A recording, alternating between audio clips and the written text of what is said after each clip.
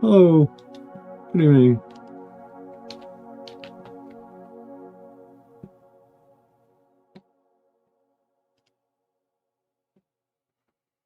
Hello, Ben. Hello, James. Hey, guys. How are you guys?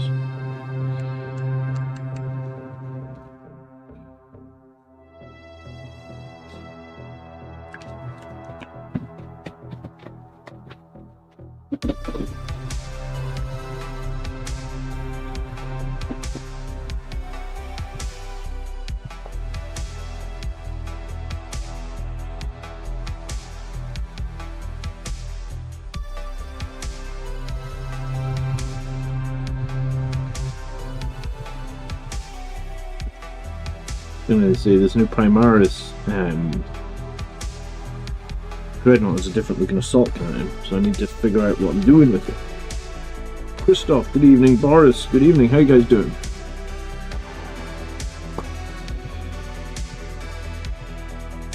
So I had some teeth out earlier this week, so I've been in a bit of pain the last few days. So we'll see. If the hobby hangout gets cut short tonight, you'll know why. It's because I've been dealing with like just pretty bad jaw pain since Monday, to be honest with you. It's been, do you know what, Monday and Tuesday were fine. It's been, yeah, Wednesday, Thursday, Friday have sucked. Like, just really sucked. Good evening, Sanguiner. How many Terminators will this bring me up to? 40. I will have 20 melee. And I'll have 20 bolter. I mean, they won't all, like, the 20 bolter ones won't all be bolter, but, you know, there'll be some cyclone missile launchers, some assault cannons, but basically 20 shooting Terminators, 20 melee Terminators. That's where I'll be at when I finish this. So it's good. So it gives options. Probably way more Terminators than I'm going to need, to be honest with you, right? In that Terminators are not that great at the moment, but hey, new models mean potentially new rules, so we're kind of hoping that we'll get new Terminator rules, right? I mean, I think everybody knows the Terminator rules kind of stink, so I'm going to go old school on the bolters. So we're going for bright yellow bolters. Evening, Sanguiner, how are you doing?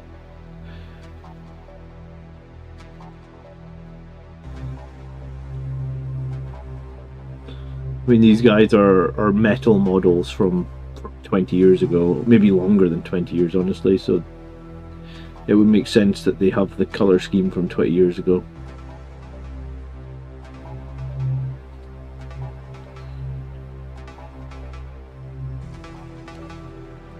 So I'm going to be painting a bit yellow, I'm going to be undercoating a bit of white. I'm going to be pretty chill tonight. I'm probably not going to talk maybe as much as I talk normally, just because, like I said, my jaw's really fucking sore. Well, it's alright right now, but I feel like by the end of the day it's getting pretty sore.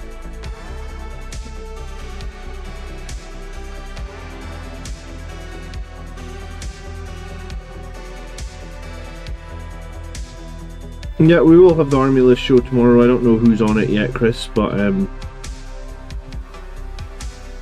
I guess tune in tomorrow and find out.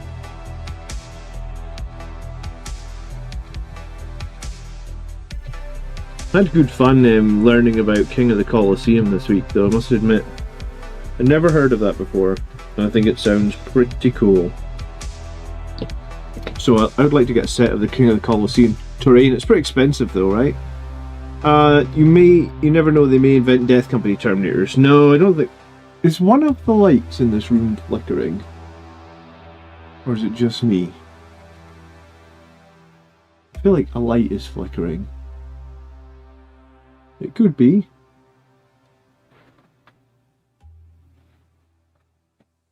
Oh, I think one of the bulbs above me is just gone. Maybe that was what it was. Maybe need to replace that. It's so the stream looks a little bit darker than normal, then I think one of the bulbs in the main light is just gone. Okay.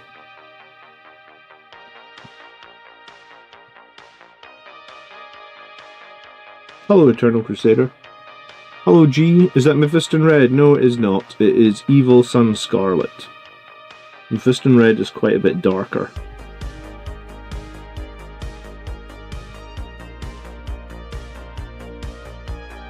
I use Mephiston Red to base coat, but I always paint Evil Sun Scarlet over the top of it.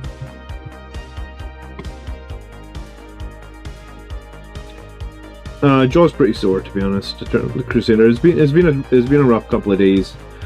I think today is the first day that I haven't been like taking painkillers at regular, you know, like basically every 4 hours I've needed to take painkillers. In fact, earlier this week, I wanted, you know, like it was like I was trying to work out when I could take pain. It was so sore that I wanted to take painkillers more frequent. You know, the painkillers basically say you can only take them so many times a day. So, I think I'm through the worst of it, though, so that's good. I know from experience this yellow paint sucks for coverage, so I'll probably have to do 3 coats. Maybe, and I'm probably going to go for a brighter yellow as well. So maybe we'll do 2 coats of this yellow as a base coat, and then we'll pick an even brighter red yellow to bring it up a bit. Hello, Calgar.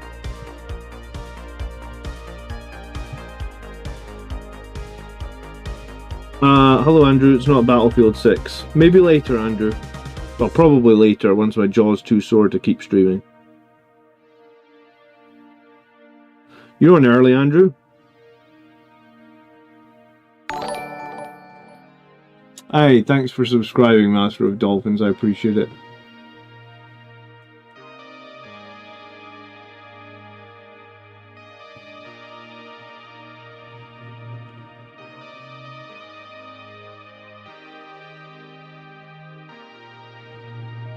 Train can be expensive, man. 400 euros for terrain isn't actually all that insane. Like high quality sets of terrain, they're just expensive. Have you checked out Have you checked out what's the website?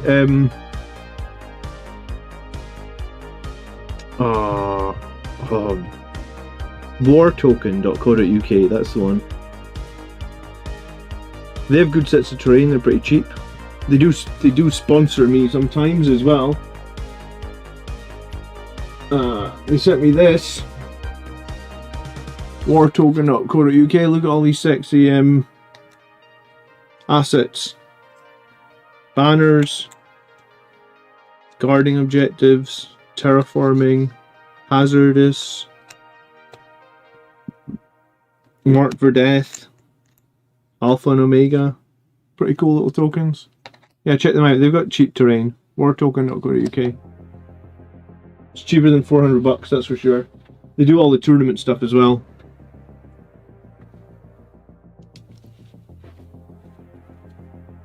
I like my Blood Angels bright. Yes, I like them very bright, man. Is there a problem with that? It's like mine have just been through the wash. You know? I like the classic Blood Angels when they were nice and vibrant, man. Before Mephiston Red became the de facto Blood Angels colour, there was a colour beforehand, like many years ago before Games Workshop changed all the paint names. And it was called Blood Red. I'm pretty sure Blood Red was the de facto Blood Angels colour before Mephiston Red even existed. So if you played Warhammer 20 years ago, Blood Red was the colour you bought for your Blood Angels. And it was very bright. It was a very bright red. And that's pretty much how I do all mine. Very bright.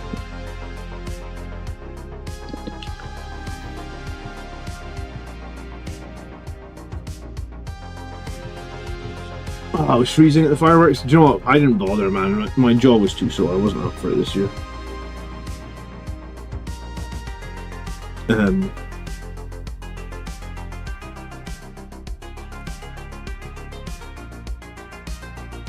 If you take anti-inflammatories too often, it weakens your immune system. Well, I mean, I think you're not allowed to take them for 10 days in a row, because I already looked at that.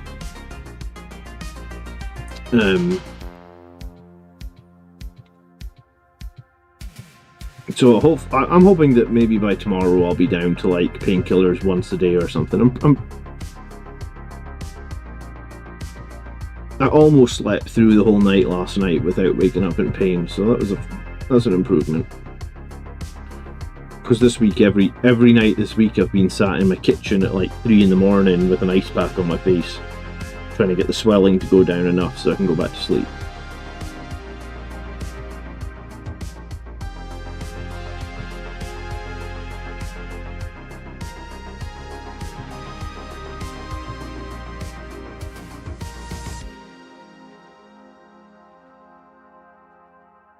I've still got a pot of blood red paint. I mean, I think blood red paint is literally Evil Sun Scarlet, right? Like, I think that's what they renamed it to. But yeah, I'm one of these people in general that tries to avoid painkillers. Like, if I don't absolutely need to have them, I just try and avoid them. Because then when you do need them, it's useful for them to be effective, right?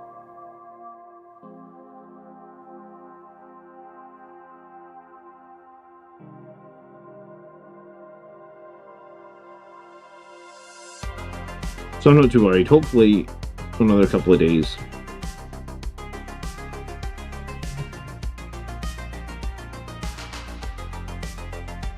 Hello, Worst Menthos.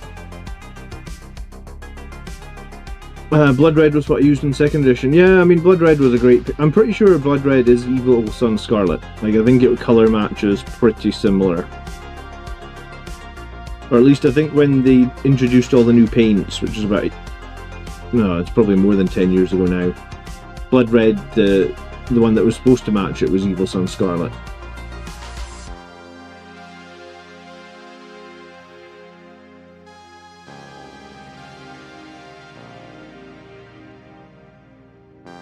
I'd recommend the bright red. I think it's cool. It's a pretty easy colour scheme to do as well, because when you go that bright with red, you can just then you can kind of just recess wash it and not worry too much about edge highlighting, which I like as well.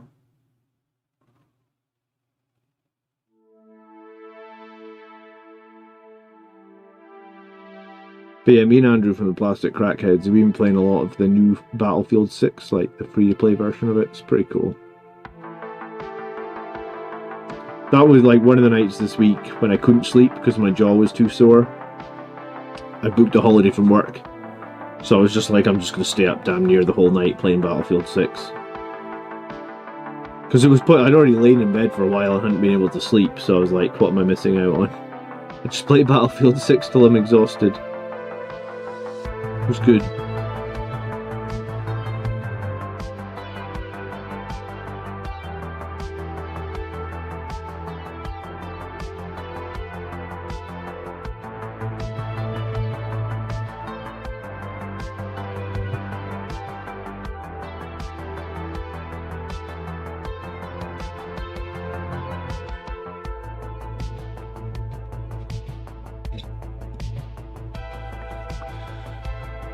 I've been using Bloody Red from Vallejo since I came back to 40k. Yeah, I mean, I've got some Vallejo paint right here, the Vallejo White. I like it.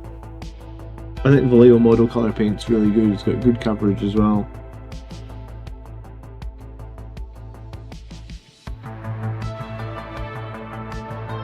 You know, you can double up on ibuprofen and paracetamol. Yeah, dude, I've been literally like ibuprofen and then like 3 hours later paracetamol, and I've been like rotating them. It's been bad enough that I've had to rotate them. So I've probably been taking painkillers like 7 times a day. I think probably since like Tuesday. But I was feeling much better today, and I've only had painkillers today so far 4 times. So I think I'll be down to 5 times today, whereas like Earlier this week I was taking painkillers 7 times a day. So it's improving. Thank goodness.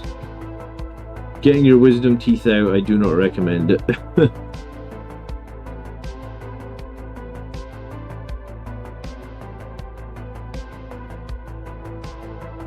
Yeah, if I ever do another army, I'm going to use speed paints.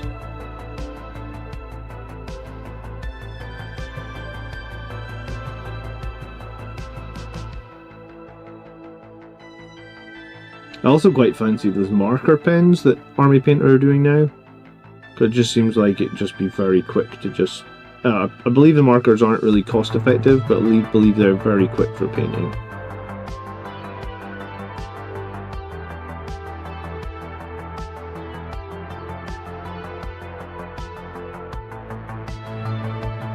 I keep seeing them advertised. The new Army Painter markers. I'm not entirely sure what they're called. The pens are good for trim. Yeah, I imagine they'd be great for trim. Like I was doing Gilliman, like, oh my god, that model has so much trim.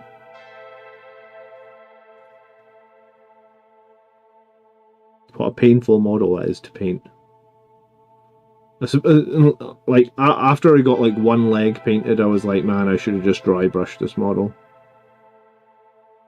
Would have been a much more sensible idea. I may yet even dry brush him still, because it's going to take ages to finish him off painting all the trim.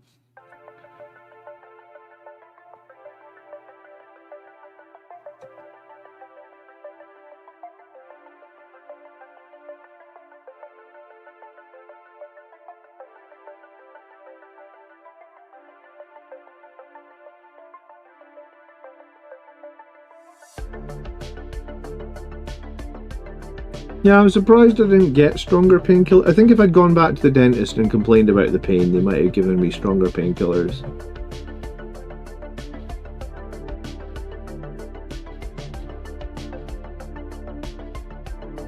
But hey, we've powered through, we're almost there.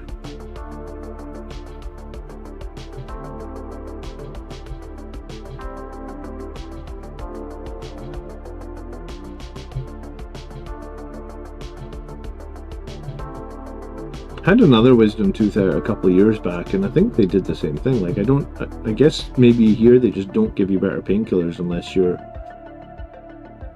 ask for them up front or something. I don't know. Seems strange. It's certainly been a lot of pain. One of my first forays into the hobby was painting 1,000 suns. 2,000 points of 1,000 suns. Yeah, that sounds like tragic. You'd be painting gold trim for days.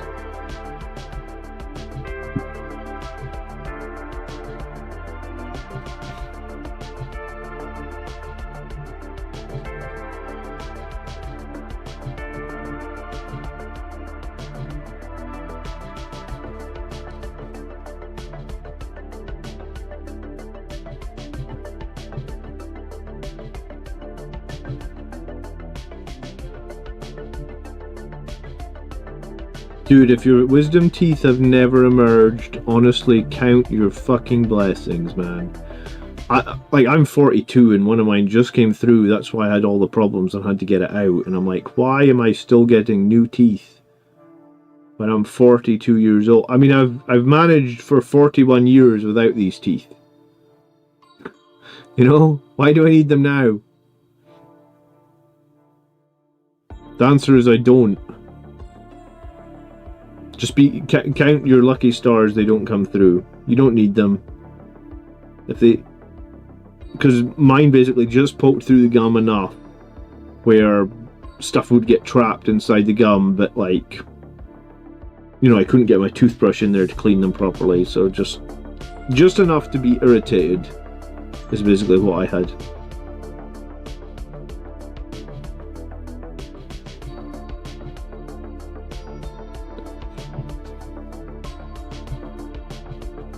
I will say that bloody red paint doesn't have the same depth of colour, or blood red speed paint. Yeah, I mean, you're going to have to take some you're going to have to cut some corners if you use speed paints, but here's the thing, like, most of the time when you're looking at your models, you're looking at them across a table.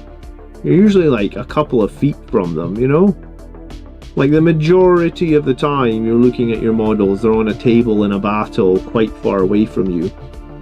So, like, if speed paint is what it takes you to get your army finished, then I'd say just do speed paint. Like, if I get my kids into this hobby and they actually want to do it, like, we will start by making them a whole army and figuring out a paint scheme we can use speed paints with. There's no way we're doing slow and precise on their first army.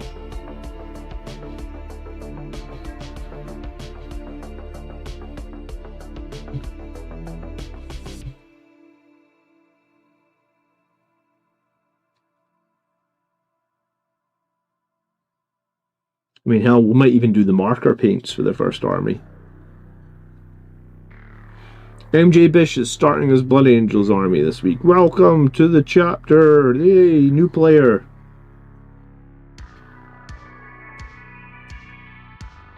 What's your first model is going to be MJ Bish. Welcome to the channel as well, by the way. It's always nice to see new people.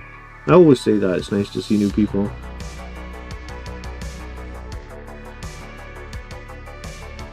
I was going to say, if you don't tell us the right model, we're going to lambast you in chat. So you better have picked right. The pressure's on now.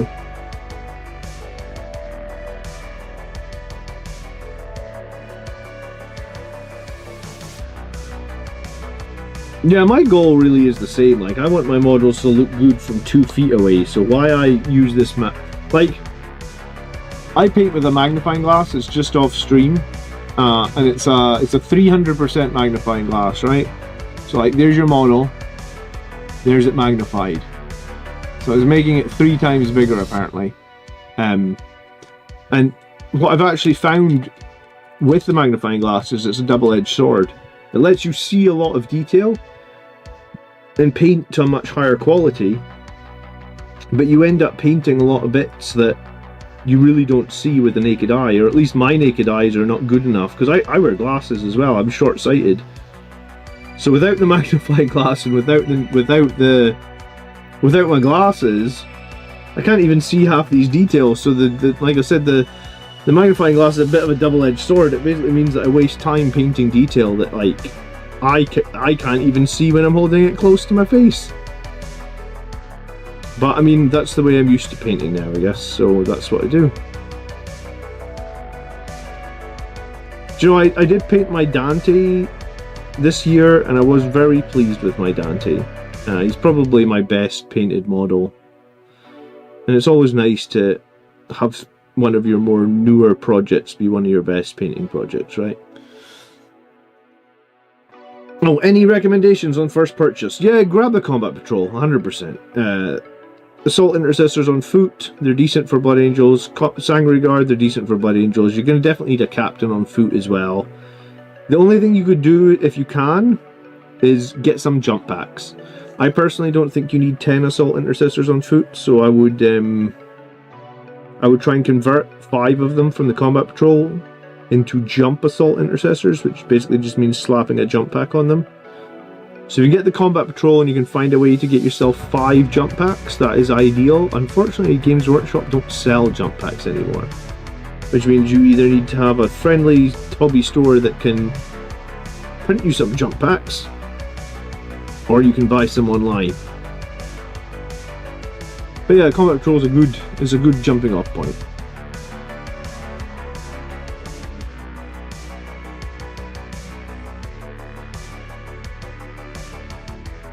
I use a magnifying headset. Yeah, do you know what? I've seen some people with those magnifying headsets. That's probably a good idea as well. How do you compare the magnifying headset to the magnifying glass? Do you think it's easier to work with or harder to work with? Because at some point, this magnifying glass I've had for almost a decade, the battery's absolutely shot in it because it's got like a light built into it. So it has to be plugged in all the time for the battery to work, basically. Just because the battery must have been charged for on and off for like 10 years, right? So the battery's completely shot in it. So there's a good chance at some point in the future I need to replace my magnifying glass. It's also cracked and held together with not sellotape, like Gorilla Tape, but still. It's way better to work with. Just because I don't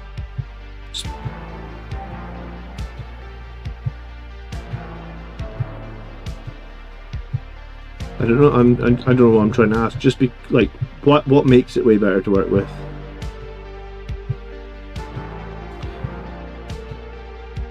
I'd look like a Muppet on stream though, wouldn't I? With big eyes.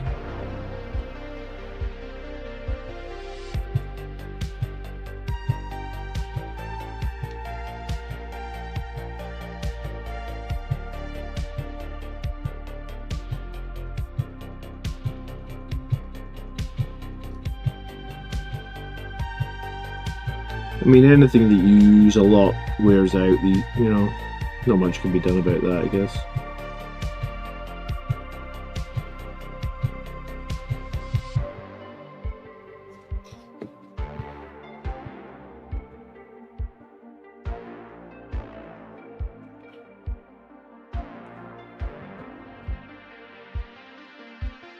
You found a magnifying glass unwieldy. I've been using mine for a long time now. 7 years or something. I guess maybe you...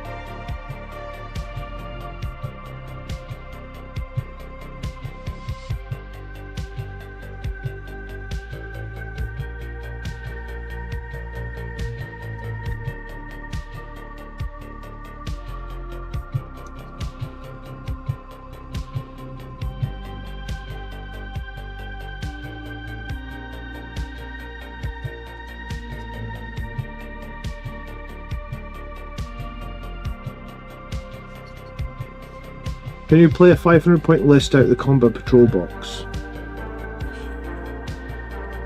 The 2 units of Sangry Guard are going to be 250 points. The 10 jump intercessors are going to be... sorry, the 10 intercessors are going to be 150, and then the captain's going to be 70 or 80. You give them an... Yeah, I mean, if you give the captain an enhancement, you can pretty much play a 500 point game right out of the combat patrol box. I mean, it's not the most optimal list for sure, but it's doable.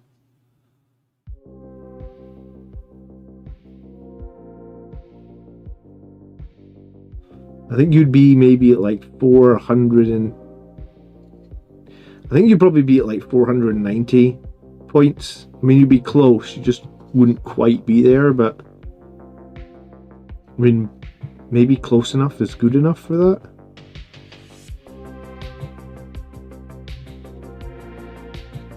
You know, especially if it's just like getting into it and...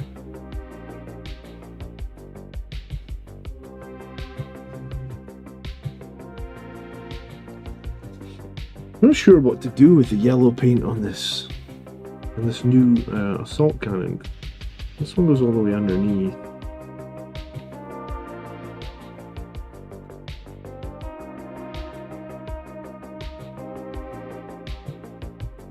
Maybe do the casing.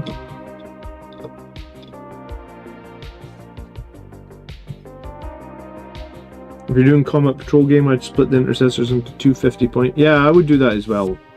Even though it's a 10-man intercessor squad inside the box, I would split it into 2 5s for your list. I mean, it's the same number of points, right? But it just lets you split that unit on the battlefield, essentially.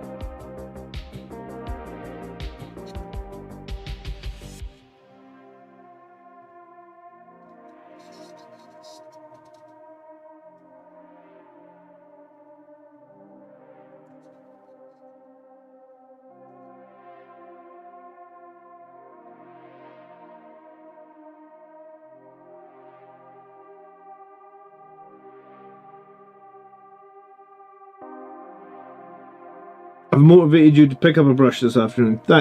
It's always good. Like, I think it's a good idea to try and get away from motivation for like hobby and stuff like that. That's what I was trying to say in my exercise video. I don't know if you watched that video, Calgar, where I was like, I'm trying to get to a point in my life where going to the gym is not it's not a chore, right? It's just something I do. You know, like it's like a habit. Same as like having breakfast is a habit. If you make things that you don't necessarily want to do a habit long enough, you just do them, and then it doesn't become a battle, right? I think I'm pretty much there with the gym, right? Like I was feeling pretty bad this morning because my jaw was sore, but I was like, I think I'm gonna go and do, like, I can't really lift weights at the moment because you're not supposed to lift weights like while you've got a blood clot in your mouth, I guess. But I was like, I think I'm just gonna go and do, like, 10 miles on my cross trainer this morning or something, and I did. I was on the cross trainer for like maybe like 8.5 miles or something. And like, I've just got to a point now with my cross training where like it's not a battle for me anymore to do cross training. I just do it. And I think it's a really good thing you can do with 40k as well, where you just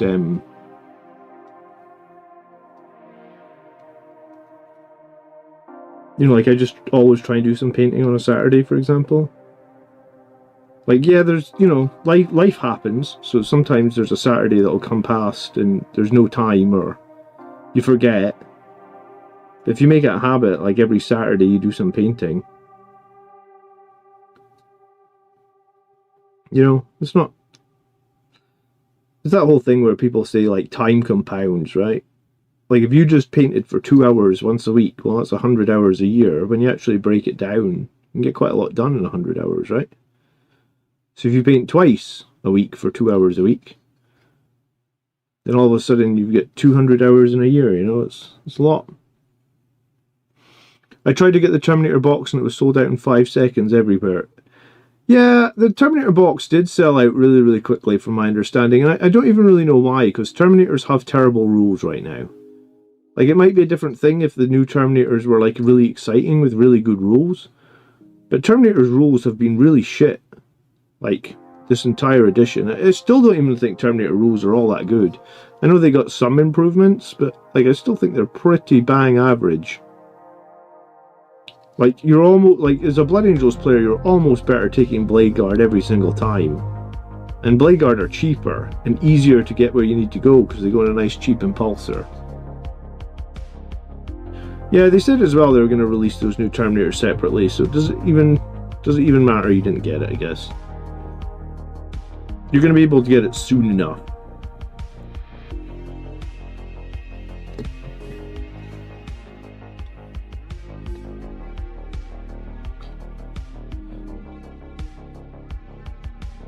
My main painting time is watching your live stream these days. Well, that's fine. I'm pretty reliable with my live streams.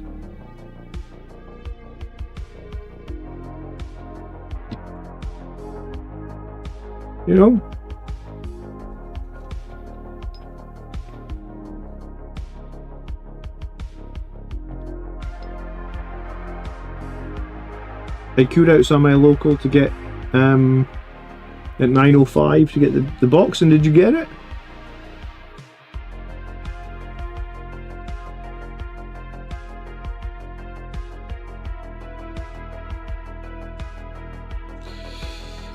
And the new Terminators didn't even have that much customization, right? Like, it's not like they were Blood Angel specific or anything like that. They're pretty generic as start is, which, I mean, generic as start is fine, but like, I prefer my models to have a little bit more flavor. That's why I wasn't really bothered about the new Terminator set. I actually just bought one of the old sets of, like, the Blood Angels Terminators before they go away, so that I had some of the Blood Angels bits to customize if I ever get some of the new Terminators, I guess. There is a new Blood Bowl set out. I saw that. Some people said it looked pretty cool.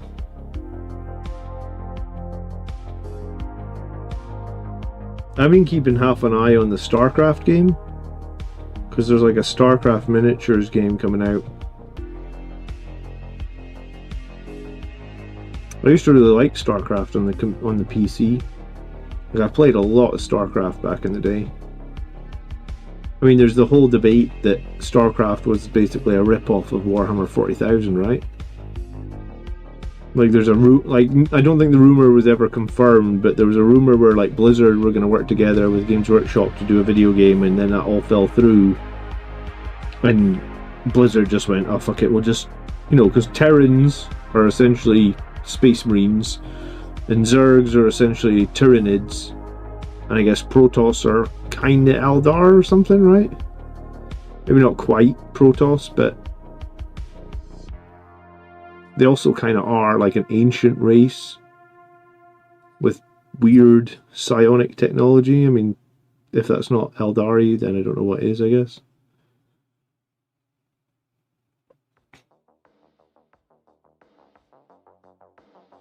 Thanks for dropping by, Halo. Nice to see you.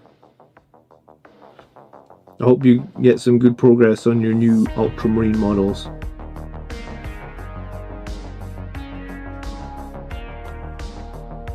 Did they ship today, did they? I didn't realise they were out quite so quickly. I thought it was maybe next weekend. I guess I didn't pay enough attention. I mean, it's Ultramarines, that's not my primary focus.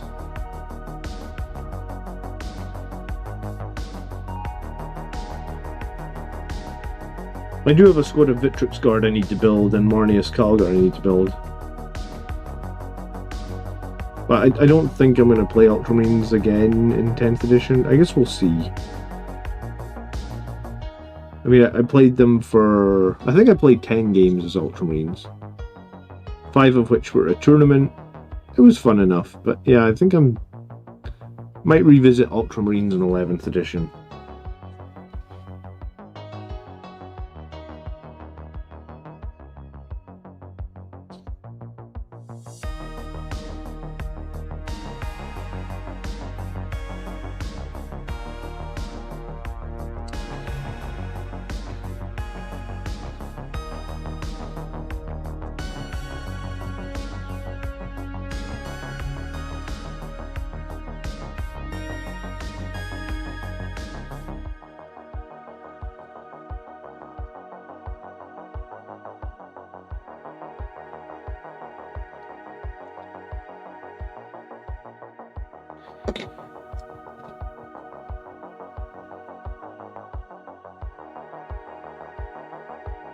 Oh, I've got another assault cannon.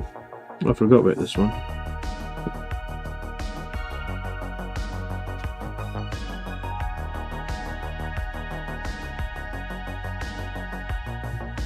Can anyone tell me why the Captain Raldero from the Combat Patrol doesn't appear a captain of any company anywhere that I've seen? I think Combat Patrol is kind of just like a new player friendly game mode that probably exists out with the main lore of the hobby to a certain extent, right? Like, maybe he was in a book, but he's never been like... I've got all the old codexes, I can't ever remember hearing about him. So it's just almost like Combat Patrol is just like a game mode in isolation. I suppose it's like, you know when they make a video game and it doesn't quite match the television series or the movie or the book. It's probably a bit like that, where like they take some liberties with Combat Patrol, I would guess. Worst Menthos says he's captain of the third company. If he is, I wouldn't have been able to tell you that, so there you go. But yeah, I think Combat Patrol is just sort of a standalone thing. Like, that captain will never... He's unlikely to ever have like an official sculpt.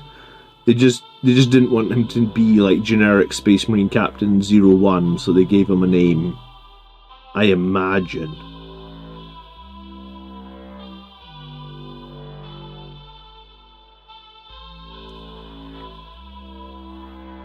Oh, third company. Here we've got a lore off in the chat. I don't know, man. But I do think that Combat Patrol kind of just lives in a strange space, if that makes sense. Like, it's not always going to be lore accurate, I feel like. It's just going to be what fits with the... I mean, if you go back a couple of editions, some of the Combat Patrols, they're also very weird, right? Like, there was a Combat Patrol for Blood Angels where it was like an impulsor and a squad of aggressors, and it was like, well, aggressors don't even go inside an impulsor. So this is a weird Combat Patrol.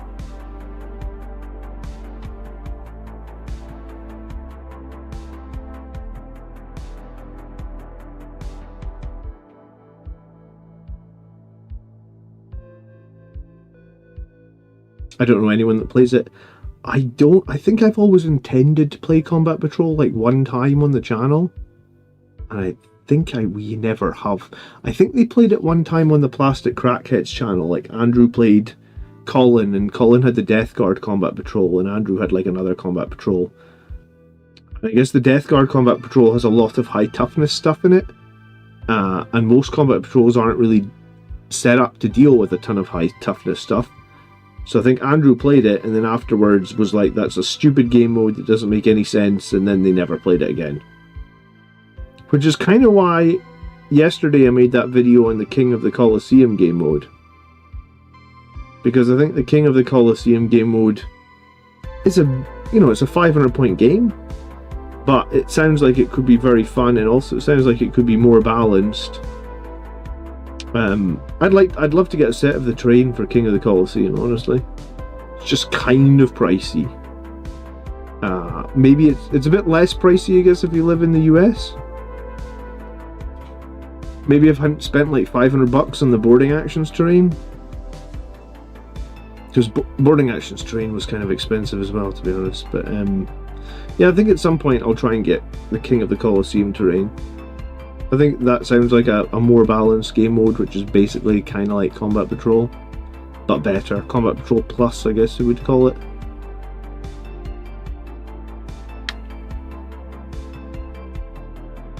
It seems like a lot of people were excited that I covered King of the Colosseum, because it seemed more people were playing that than I expected. But maybe, like I said, maybe it's more of a USA game mode, because it was sort of pioneered by a USA YouTube channel.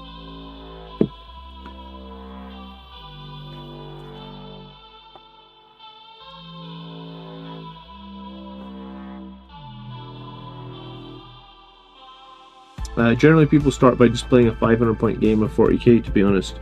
Yeah, well, I mean, King of the Colosseum is 500 points, but it sounds super cool.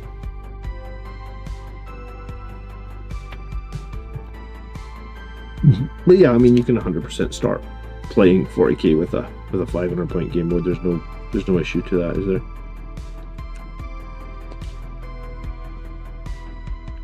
You know what I watched last night? Marvel Zombies. I enjoyed that way more than I expected I would.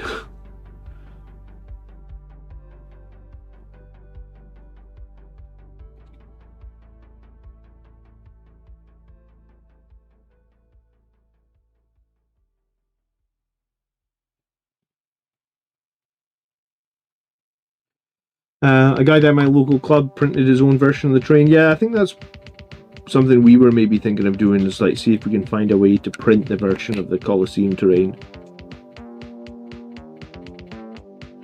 Just be nice to switch it up every once in a while, I think.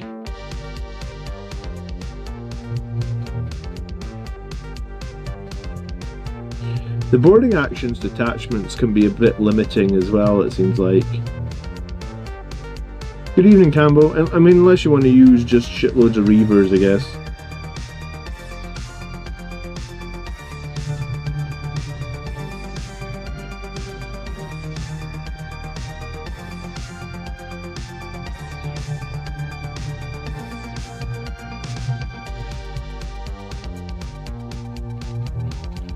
Has anyone watched the new Witcher? Do you know what? I didn't watch any of the Witcher. I've never played the video games. I suppose I never played the Last of Us video games either, so... But I have watched Last of Us.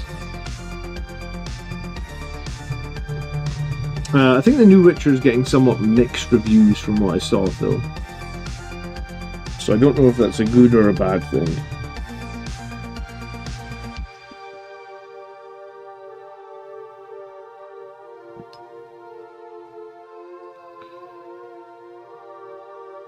I stopped watching since I heard Henry Cavill leaves. Do you know what? I'm sad that they've cast Henry Cavill as the Highlander. Because they keep doing that. They keep casting the Highlander as not a Scottish person. And I was like, surely the Highlander should be a Scottish person. Because the Highlander is, you know... But I suppose they do that in lots of movies, don't they? They cast, what's the guy in the new Star Trek movie called again? Christopher... No, not Christopher Pine. The guy that played Captain Kirk in the new Star Trek movies. They made him. They cast him in a Scottish movie, didn't they? Not Simon Pegg. No. The main guy, the guy that played Kirk. I feel like it was Christopher something. In the original Highlander, Sean Connery, the Scottish man, was a Spanish character. I mean, Chris Pine, I was close. Yeah, so Chris Pine was the King of Scotland in that Outlaw King, but in the movie, in the Netflix movie. He actually did a decent job. But yeah, they keep casting Americans as Scottish people.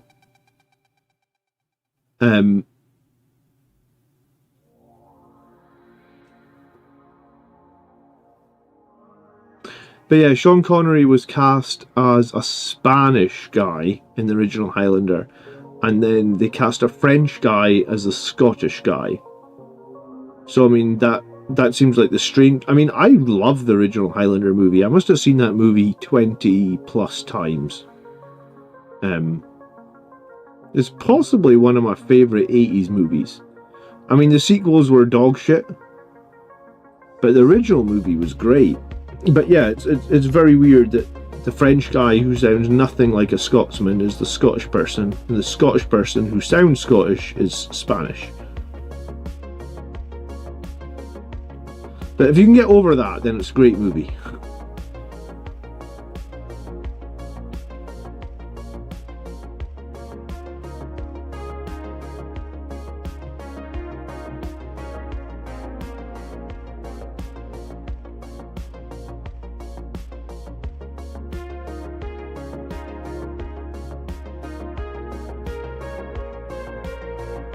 That said, we have some South Africans playing for Scotland in the rugby, do we? I actually have tickets for the Scottish rugby game in like 2 weeks' time. I don't think I've ever been to a Scottish rugby game before, but I'm going to my first one.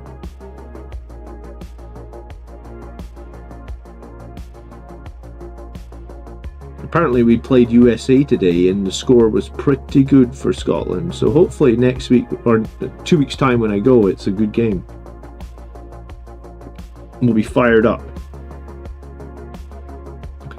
To be fair, Sean Connery never changed his accent no matter the character. Yeah, I mean, actors back in the day probably didn't have to do as much in terms of learning new accents or changing.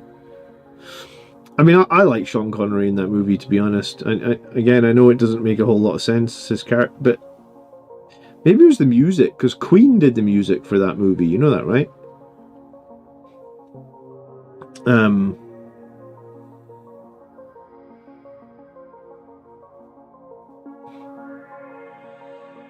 Like, the main song, You Want to Live Forever, is Freddie Mercury. I enjoyed The King with the dude from Dune. I don't know if I've seen The King. I really enjoyed the new Dune movies, though. I already like Dune anyway, from the old video games, and like the old well, not the old movie. They used to do. They did like some mini series on like sci-fi. So I already really like Dune, and I think the new Dune movies have been really great. I'm hoping they do a part. I think there is rumor that they're going to do a part 3. But I'm hoping for that because I really liked. You know, I've only watched part 2 one time. I'd like to watch it again actually. There's big reveals coming for Warhammer next week though. Apparently.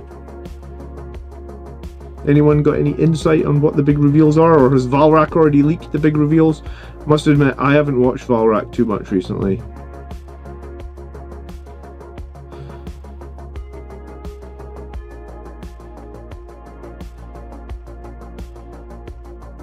I probably am somewhat immune to clickbait titles. So I don't click on titles anymore if it's like, oh my goodness. You know, like I just don't watch those videos. I also don't watch any of the videos anymore that are super negative. Like I'd rather watch content creators who are positive. There's some content creators in the GW space that are so negative, man, and I just honestly can't be bothered with them anymore. So if all their content is negative, I've unsubscribed. I'm not interested.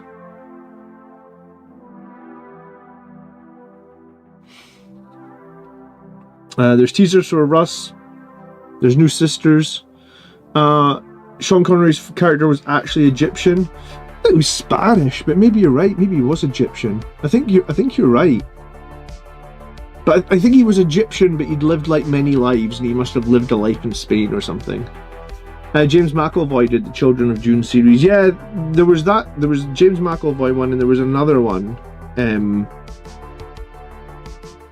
But I liked those mini series that the Sci-Fi Channel used to do. Sci-Fi Channel used to be a lot braver, and then I don't know what happened. At some point, the Sci-Fi Channel stopped doing like good sci-fi. I guess I don't know. Weird one, right? I used to love Stargate. Stargate was like my jam. Stargate might be one of my favorite TV shows ever. Probably is actually. And science, the Sci-Fi Channel just like ditched it. I was like, oh. I thought it was just as good as Star Wars or Star Trek. Sharknado.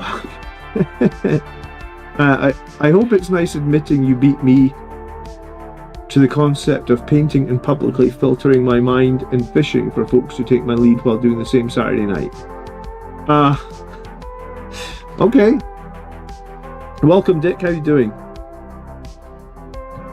The original Stargate season was awesome. Yeah, I really liked SG-1, man. I keep wishing that they would bring back some form of...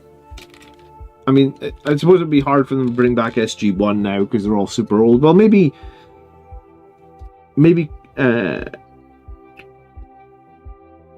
Christopher Judge could come back.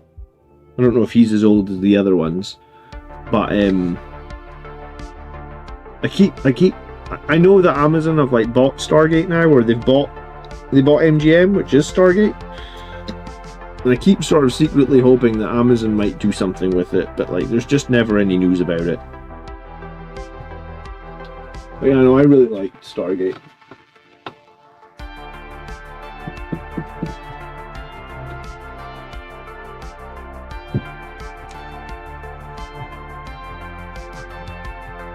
I can't wait for the update in Space Marine 2. I want that Blood Angels champion. What other content is coming with that update for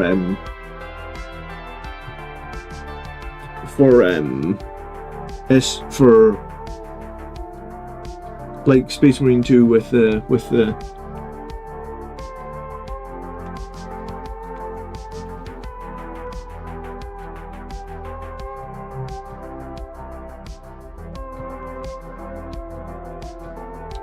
I have almost completed the single player, and I've done like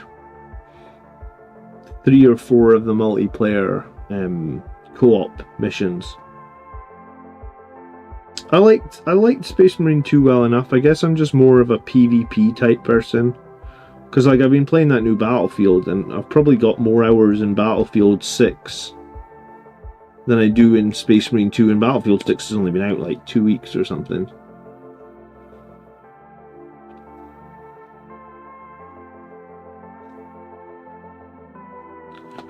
But yeah, I'm a big fan of Battlefield at the moment, actually. My favourite episode of Stargate, let me think for a minute. Man, I'm getting to a point now where I haven't watched any of the Stargate seasons for like probably almost a decade. I think the last, yeah, probably close to a decade. And I think the cool thing about that is because I'm getting older, I'm going to have forgotten them. Like, I don't think I've watched any of SG-1 now for probably over a decade. So I'm almost at a point where I've forgotten a lot of them, so I can watch them again.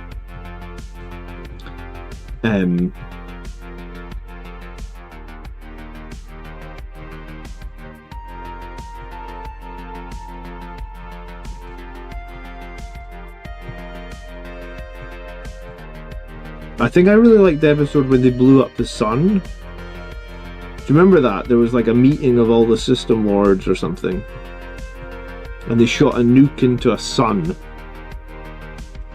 and then they literally blew up the entire galaxy. Like they'd figured that, like, it was almost like acceptable losses. It was like there's only like one inhabited planet in this galaxy, or there's maybe there was no inhabited planets, because I feel like if there was one inhabited planet, maybe there would have been like big moral dilemma about it. So maybe it was like there was no inhabited planet in this galaxy or in this solar system, so they were like a cloaked ship, and all the big like Goa'ulds or whatever they're called met in this system, and then they shot like a nuke into the sun and blew up the sun and like wiped out. Like, that was a cool episode. Spoiler, by the way. I mean, it only came out in like 2000 and... Probably came out in 2000, because SG-1 was like premiered in 97. So that was probably like season 3 or 4, maybe 5. There was 10 seasons of SG-1. Greetings, Harry. How you doing? The new operation looks sick. What are you doing in the new operation? I like we just played the operation where we fought the Tzeentch demon, the greater demon of Tzeentch. That's a pretty cool map. I hadn't actually fought any of the Thousand Suns yet in Space Marine 2, so that was cool to see them in the multiplayer. Their little like teleporting around of the Rubric Marines is pretty neat.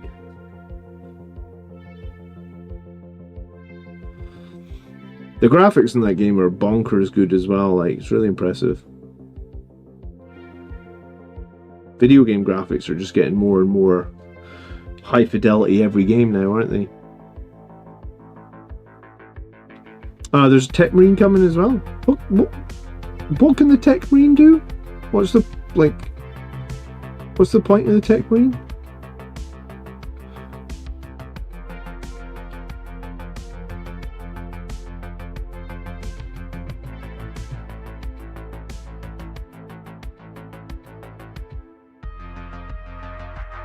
Dick is jumping into some terrain with his $15 Temu airbrush.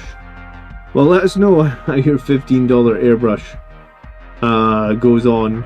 I must admit, I've never bought anything from Temu. I've bought a couple of things from On Buy, which I think is similar. You're boarding a Space Hulk in the new operation. Oh, that sounds cool. So, do you have to like pay for season 2 or something to get the new operation, or do you just get it for free?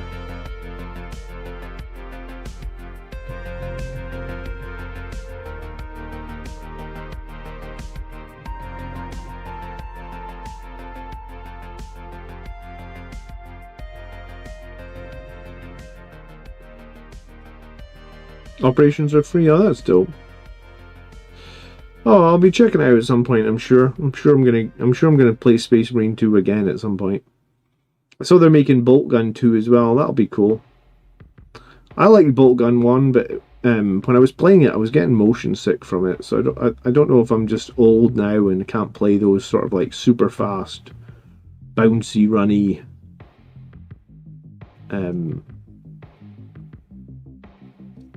I used to play those sort of games all the time, so it seems weird that like I would get a bit motion sick from it now.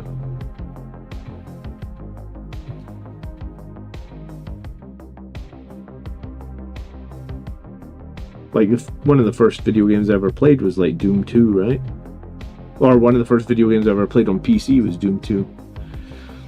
The best SG1 episode was when they get the ZPM for Earthshare and delete Anubis while pushing all the other character traits to the limit. I liked Anubis, he was a good bad guy.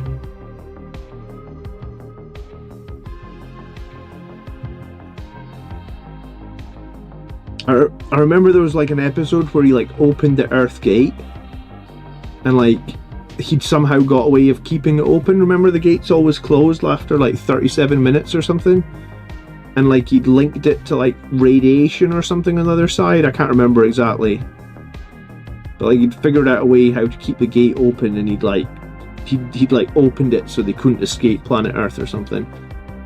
SG Universe nailed it hard. I liked Universe a lot, actually.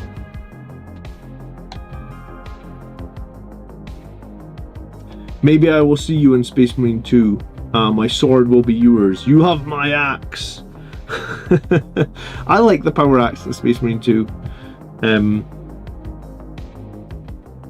there were some great episodes in Universe as well, actually. I liked the time pressure Universe put on it. You know, where it was like they had to find the thing within the time before the ship automatically jumped again, and they couldn't do anything about that. I thought that was cool. It was cool. Like I said, I keep hoping that Stargate, like Amazon, will do something with Stargate, but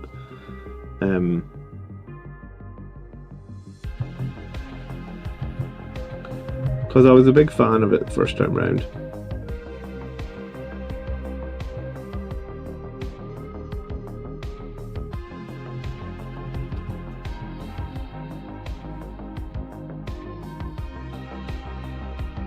Yeah, I've been playing a Reaver in Space Marine 2 with the axe. I think it's pretty cool.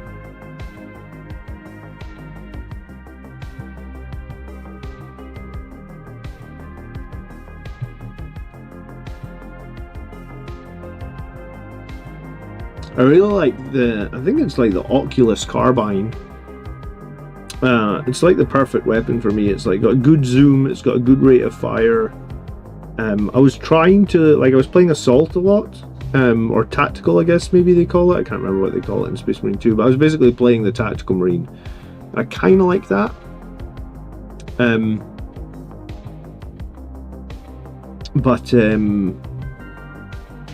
Yeah, I'm a big fan of like the Reaver type class in Space Marine 2. I think that one is really fun. Really good for the operations and stuff. Jumping around. I really like the mobility it gives. Yeah, I thought do you know what? Maybe you gotta remember I'm Scottish. Robert Carlyle is Scottish, so maybe I just like Robert Carlyle because he's Scottish. But I did also think he was pretty awesome in Universe. He was one of the best written characters in that show. I mean, he was kind of the main character in a way, like, because he was always on the box art and stuff. But yeah, no, I like Robert Carlyle a lot. I think he was a great actor. Or I think he's not dead, so I think he is a great actor. I think he was great in Universe.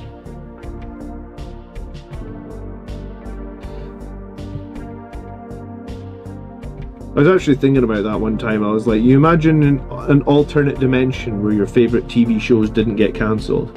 You ever thought about that? You know, I know people really like that Firefly show. I never actually got into it. But just imagine every show that you loved that got cancelled in an alternate dimension, it didn't get cancelled. It just kept going forever. Because there's supposed to be a dimension for everything, right?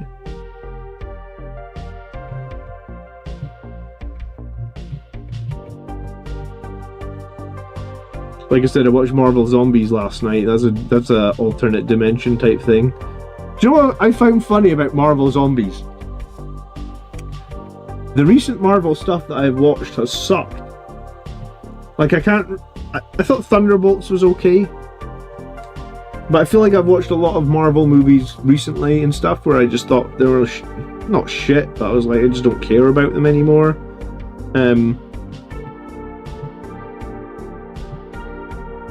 Yeah, I feel like since Endgame, there's been a lot of Marvel I just couldn't have cared less about.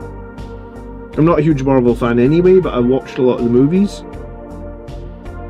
But then I watched Marvel Zombies last night. If you haven't watched Marvel Zombies, I was like, I started watching it. Watched the whole season. I mean, it's only 4 episodes, like 2 hours long, but I watched the whole thing and was like, wow, that was really good.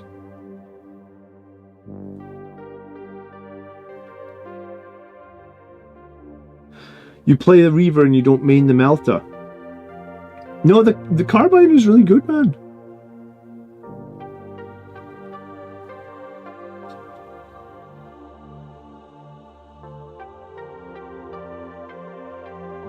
Thunderbolts? Yeah, I like the Thunderbolts, but I mean, I like Winter Soldier, right?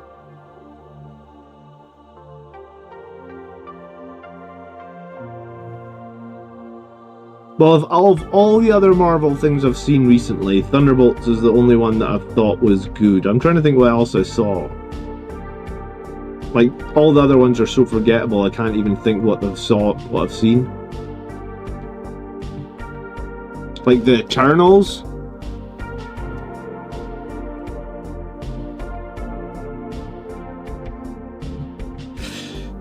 Cogger's done 75% of Titus in the last hour. There you go, dude, you're smashing it.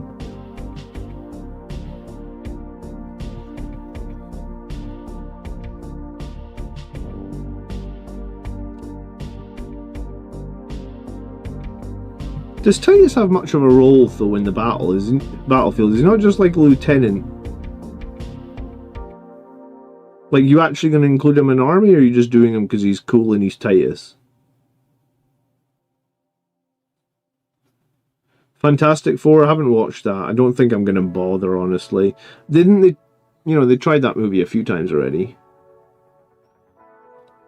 Yeah, I think he's got rules. I think he's got like a sustained hit 1 on a unit he's attached to. And maybe he has like the standard lieutenant fall back and shoot. Nothing new since Deadpool. Yeah, okay, yeah. So like, I mean, even Deadpool 3, which did really, really well. I mean, I don't know if Deadpool... I mean, I took my wife to the cinema and we watched Deadpool 3. I mean, it was fine. I think I honestly maybe expected more from Deadpool 3. I don't know why I expected more, but I think because Wolverine was going to be in it, I maybe just expected a bit more.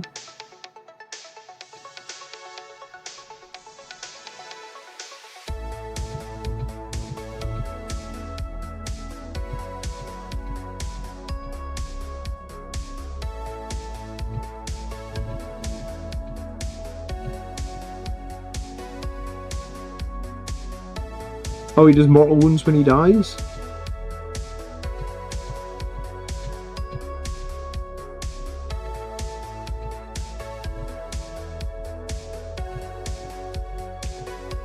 Not the Batfleck, come on.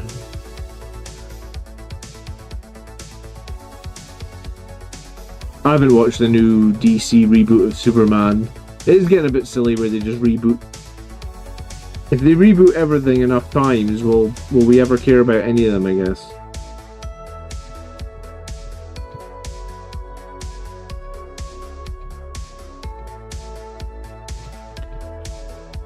I don't know what movie I'm excited for next, honestly.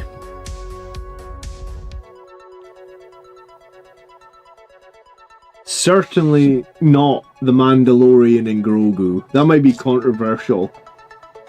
But I'm like... I don't think I'm going to go and see Mandalorian and Grogu at the cinema. Because I'm like, haven't we already had their story? Like, what more can we possibly get from the Mandalorian? Like, what are we screaming? Like, like, I don't know. Mandalorian is a TV show they scaled up for the film. Yeah, but they're making a film, man, and that, like, it's almost like it's their Hail Mary for Star Wars, right? Like, they've really been struggling with the Star Wars, the brand, I feel like. But I don't know. I mean, I feel like we've seen the Mandalorian and Grogu story. Like, I don't know what else they can possibly do, right? Like, we already saw Grogu go to Luke Skywalker. Spoiler if you didn't know that happened. I mean, it's a few years old now, I feel like, but I don't know I don't know where they can go with that. I think it might do okay because some people care about Grogu, I guess. One of my friends was like, I'm just going to call him Baby Yoda because I think the character is so stupid I'm not going to say Grogu. Who was that? Maybe that was Colin, actually. Sounds like something Colin would say.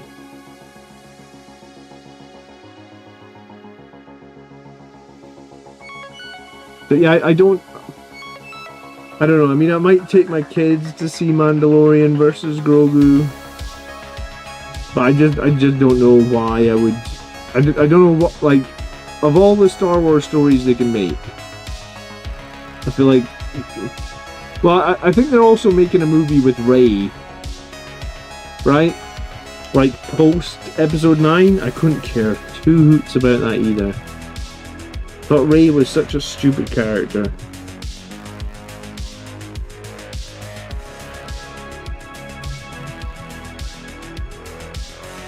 So yeah, to me it's mental. They spent $4 billion to buy Star Wars, and it's like, what have they done with it?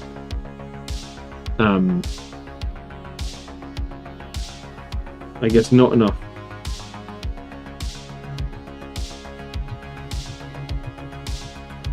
How many zeros is a 4 billion?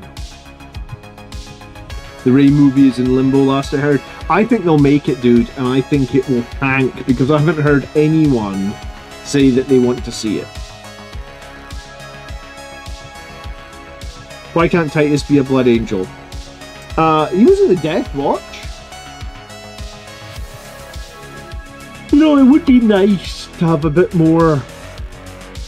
Like, you know, Blood Angels, we don't have a stratagem that improves AP. We don't have a stratagem that improves sustained and melee. It would be nice if those things were fixed next edition, that's for sure. I think it's a bit silly that we're like, our main melee detachment only has one stratagem that makes your melee better. Well, I mean, technically it has a defensive one and an offensive one, but I feel like as a Blood Angel, you want to be charging with more than one unit. So you really would like to have more than one offensive melee stratagem. The next Star Wars movie is Starfighter with Ryan Gosling. Oh, I forgot about that one. Are we excited about that?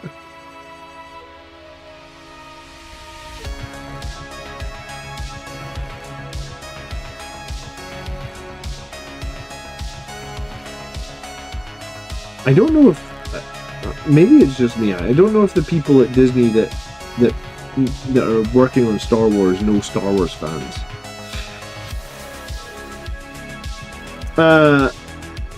I'm sure at some point in the future they will allow Imperial Soup again.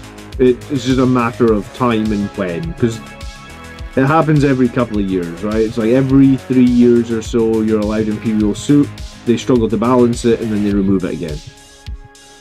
So I'm convinced there will be a time at some point in the future where you can once again run Imperial Soup.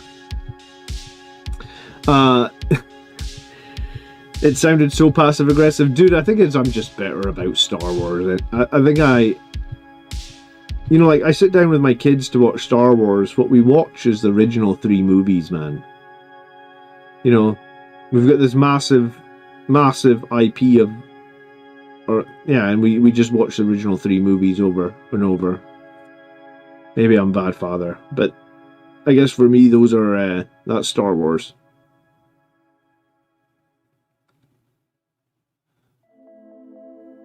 Maybe it's just there's been too many bad things. I'm bitter too, don't worry. Yeah. I mean, I wanted to like episode 7, 8, and 9. I went to the cinema to see episode 7, 8, and 9. I was hopeful for all of them. I mean, in hindsight, I feel it was weird to be hopeful for 9 after the train wreck that was 8. But I mean, I went to the cinema with some hope, I guess.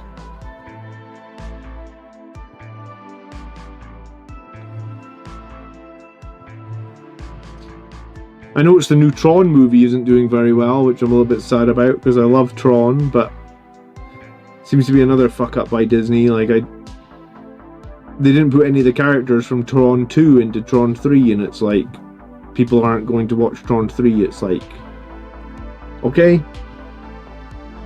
I'm pretty sure people like the characters in Tron 2, or at least I did. Why are none of them in Tron 3? Oh, and they also didn't put Tron. They actually did not put Tron in Tron 3. Like, he's just not in the movie at all. I'm like, why is he even fucking called Tron? They forgot him.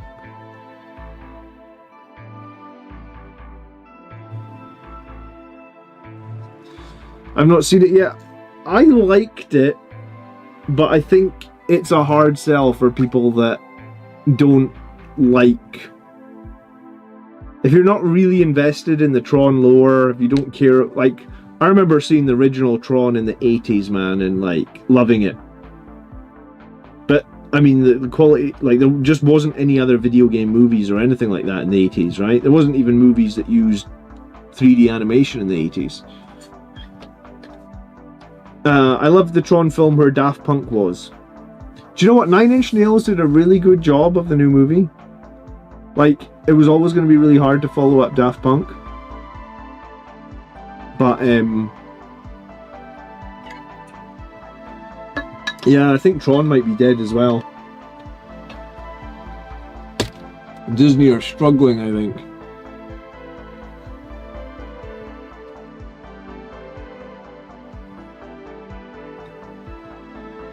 The prequels for Star Wars were good. Yeah, prequels were fine, weren't they? They knew what they were.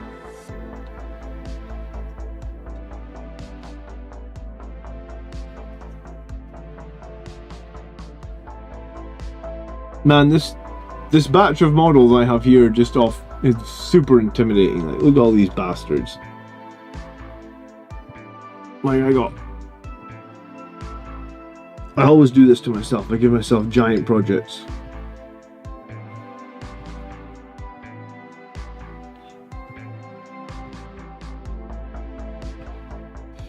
Peachmonger says, have you seen it yet? What, Tron? Yeah, I saw it, like, on the opening weekend. I'm a huge Tron fan. Tron Legacy was, like, one of my favourite movies. Like, I really like Daft Punk as well.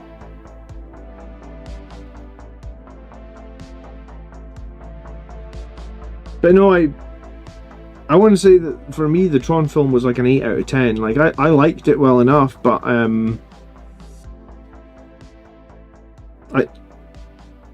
I do think it's a weird cast. I think it's a weird decision to take all the characters from the second movie and not include any of them. And I mean, I know they got Jeff Bridges back, but well, let's just, for anyone that's not watched it, let's just say he's not. He is in it, but he's not in it for very long. You know, it's not a. It's not a cameo. It's not like he's only in it for like 2 minutes, but he isn't in it for a lot longer than 2 minutes. You know.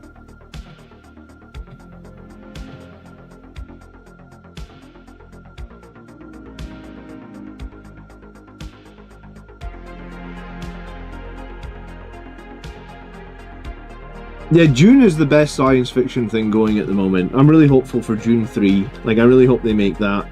And honestly, I would be quite happy if they continue doing more Dune movies. The soundtrack's fucking epic. I mean, Hans Zimmer kind of is just an epic composer, I think.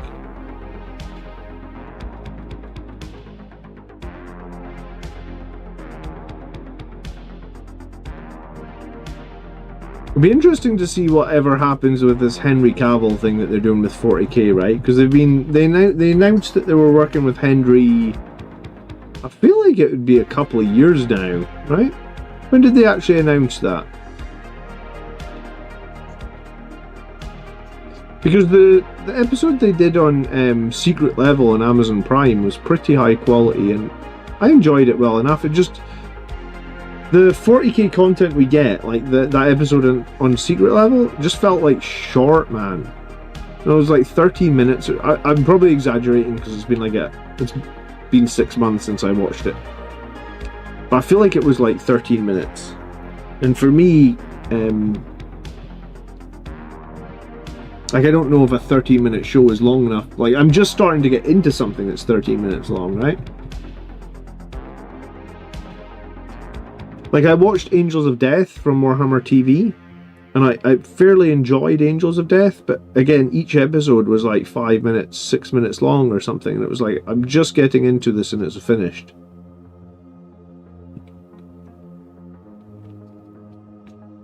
I have seen the Warhammer 40,000 movie that they made like 15 years ago. What was that movie actually called? It was just called Ultramarines or something, wasn't it? It was okay. Can you still get it anywhere? Like, can you actually buy it on DVD?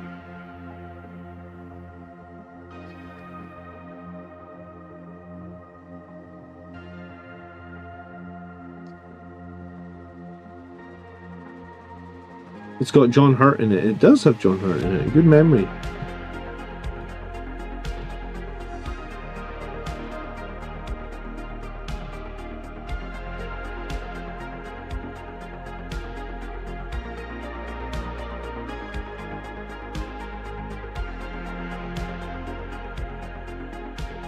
Yeah, there was a big limited edition premiere or something, wasn't there?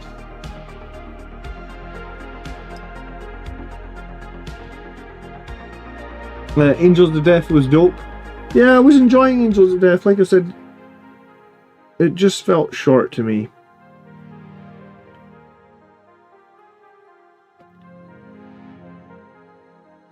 But then,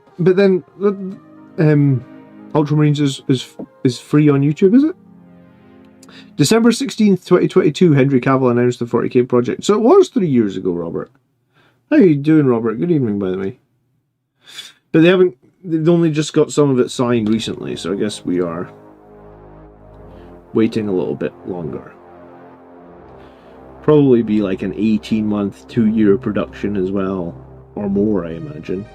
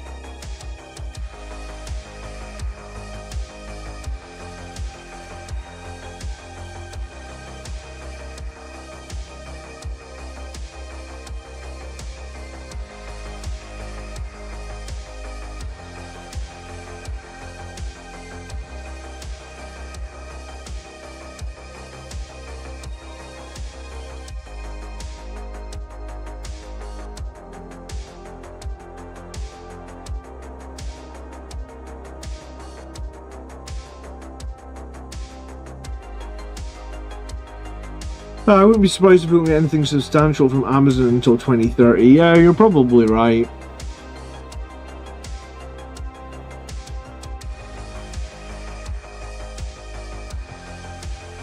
But then they did make that secret level thing, so maybe 2030 is harsh.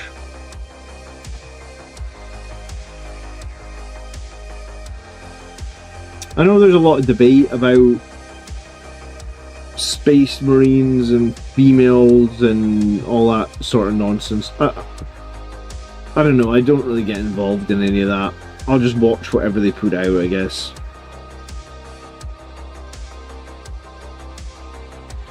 I want to see stuff like Angels of Death, you know, where it's just like combat, true to the old books, not too many retcons. I think that's the thing that I would prefer, less retcons, right? But, I mean, you've got to also remember Warhammer was designed primarily in the 1980s, and in the 1980s, people weren't really politically correct. Like, Highlander's a great example. Like, if you go watch the Highlander movie back these days, it's beyond, like, I think there's just some horrible bits in it that, like, haven't aged at all. Because in the 80s, people were quite, like, well, I think people were pretty homophobic. And I think probably just society in general was more homophobic. And maybe more racist. So anything that was made in the 80s,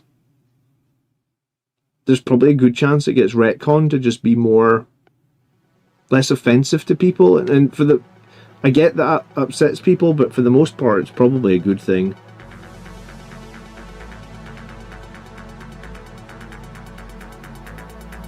You know, like, when I was a kid growing up, man, I liked video games and I liked Warhammer, and this was like when? The 90s? I was anything but cool, right? Like, I was on the edge of I don't even know if I was on the edge of acceptability. It's hard to put into words, but, like, I was probably accepted by some circles because I still played sports and I liked football. If I didn't, like, play sports and do football, then I was probably going to be, like, a pretty bad social outcast, right? Like, video games and Warhammer, not exactly things that were cool to like in the early 90s.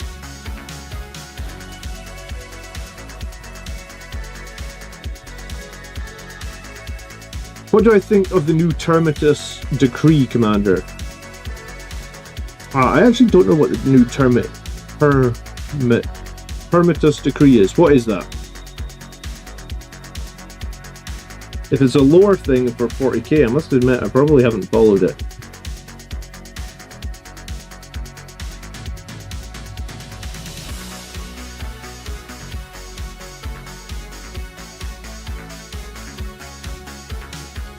This week I was looking into King of Colosseum, which I really want to play King of Colosseum. I think that sounds like such an interesting and different mode from your standard 2,000 point battles. And I think my problem with 2,000 point battles is with all the customization they removed this edition.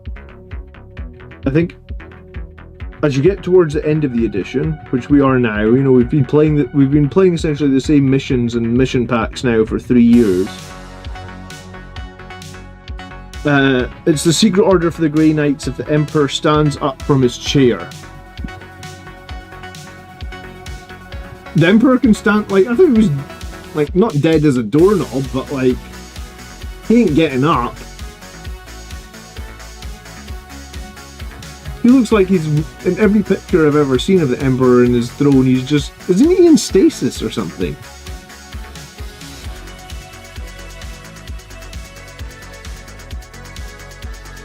If he stands up... Alright, I'm going to have to Google this.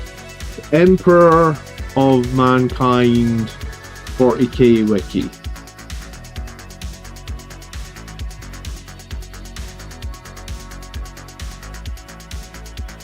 In the 41st millennium, let's see. Yeah, his body is mortally wounded because he was discovered on the Bridge of Vengeful Spirit by the Primarch. Yeah, following him... he was put on the Golden Throne.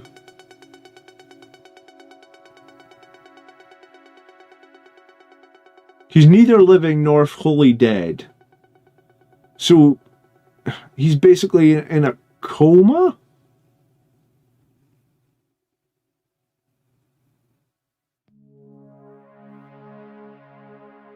His decaying physical form is being preserved by the vast arcane machinery of the Golden Throne, which itself is maintained by a legion of tech priests. His psychic essence is spread out across the whole of the galaxy through the warp, watching over as much of humanity as he can. The Golden Throne is connected to the massive psychic beacon known as the Astronomicon, which makes fast and light travel possible. Yeah.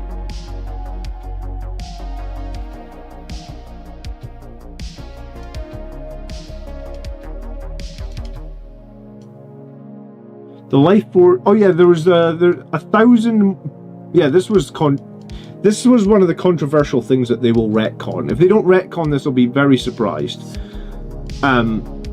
They had to kill 1,000 psychers every day to keep him alive, right? What does it say? The Astronomicon signal originated is directly from the Emperor's mind, but is amplified by the power of 10,000 human psychers.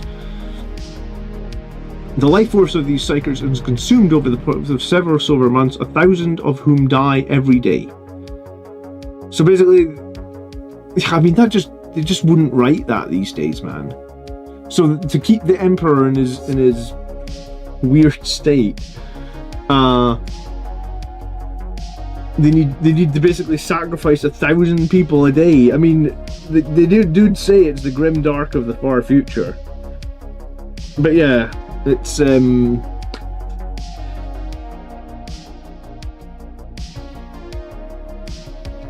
it's a weird one. It's like it was never meant to be taken so seriously, right? Like, I don't know, man.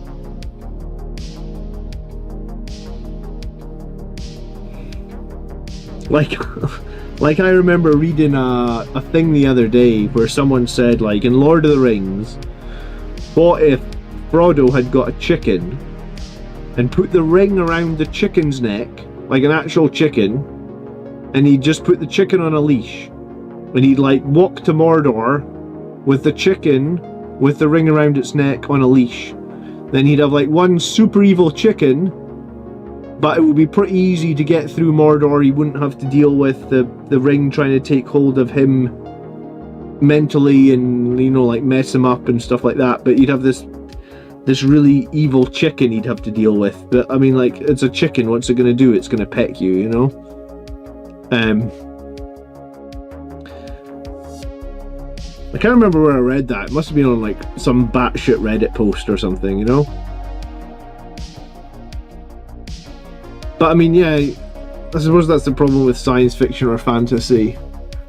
He's still battling chaos, so the Psychers feed into his power. Yeah, I mean,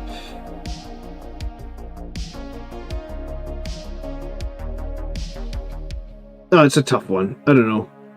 I think you just have to enjoy the IP for what it is.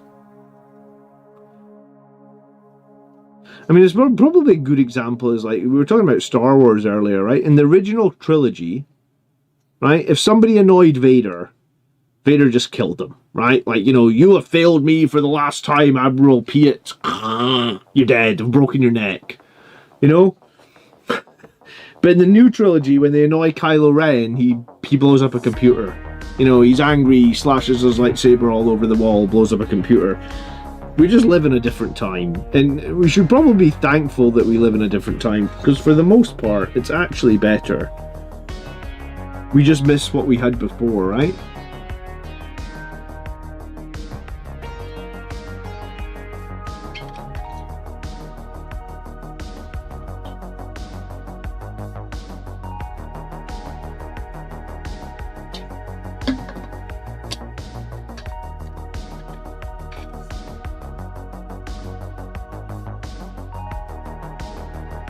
I like the idea of the Grey Knights arriving on Terra because Big Emperor stands up and he gets slaughtered. Explain this to me, like, the Grey Knights are going to, what, try and come and kill the Emperor if he stands up off the Golden Throne because reasons? Or there's a legit reason for it? It's fantasy, it's supposed to be escapism. Yeah, exactly. And in a few years ago, humans were a bit more... I think we should be happy with the way society is going, where there's more acceptance and there's more tolerance, but does it mean some of the concepts of the past need to be watered down a bit? I mean, I guess.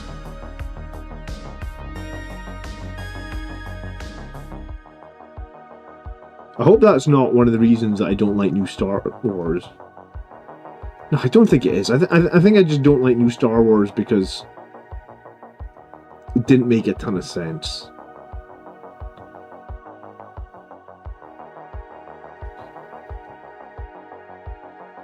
They're going to re-mortally wound him so that they can't leave the chair.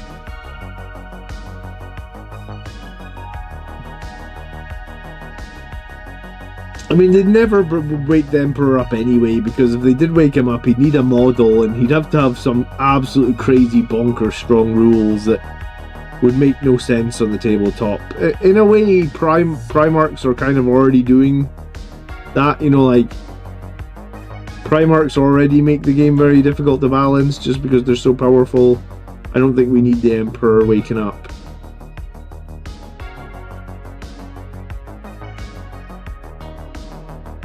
Alright, the Emperor needs to stay there because they need the Astronomicon. Well, that's... How did they do warp travel before he was doing the Astronomicon stuff? I genuinely don't know. Enlighten me. Because I know, like, in the Blood Angels books, Mephiston can travel through the warp because he can just look into the warp and guide the ships, right? He wasn't... there was some story in one of the books where, like, because of the High Fleet or something, they couldn't actually see the Astronomicon, so the Blood Angel Psykers were just having to sort of guide the ships.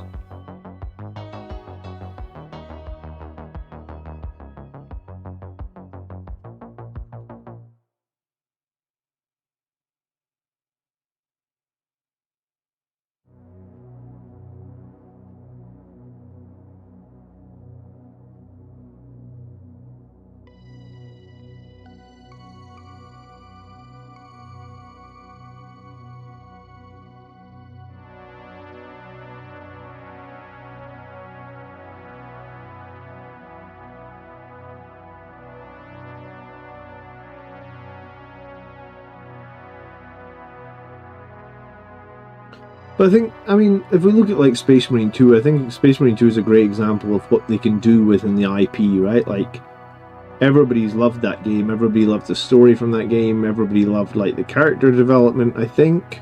I mean, there's maybe the odd naysayer about it, but like, my experience of playing Space Marine 2 was like, I felt powerful, I felt like I was in the universe, I felt like everything was on point. I didn't feel once that like any of the stuff that I'd ever grown up with 40k was like getting watered down or anything like that. Like, I just thought Space Marine 2 was great. Have I ever listened to Luton's episodes? No, pretty much no. I'm not big into lore. I'm more likely to listen to, like, I listen to the audiobooks now and then. But if I'm actively listening to like 40k content, I'll listen to tactical content, because that's how I've always done 40k. Is like, I've played to one up my friends. I've played to beat my friends. And I've played multiple Games Workshop games. I've played Blood Bowl. I've played Necromunda. I've played Kill Team. I've gone to tournaments for pretty much all of the above. So my focus for the game has always been more competitive than it ever was about the lore. In fact, I probably didn't read my first lore book till I'd been in like 40k for like probably over like 10 years. So for the first 10 years I played 40k, I never even looked at the lore. I mean, beyond reading a couple of pages in the codex or the rulebook, never even looked at the lore. Looked at the... did I get the Terminator box? I did not, but I have 20 Terminators I'm working on at the moment anyway. So I got my old Terminators I haven't done anything with for a long time, and I decided that I would start putting paint on them. Of course, when you log into the street, like, they're all here. I'm just painting a crap load of Terminators.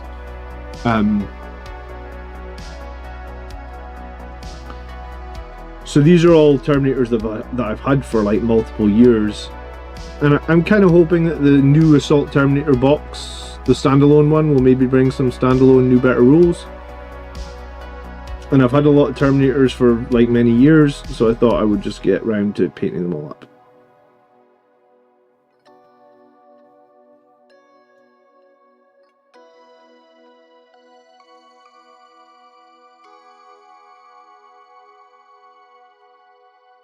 But no, I'm aware of Luton. Yeah, I don't know. I was hoping for more Blood Angels stories by Guy Haley, to be honest. Like, I like the official books, but I just don't think there's enough Blood Angels ones.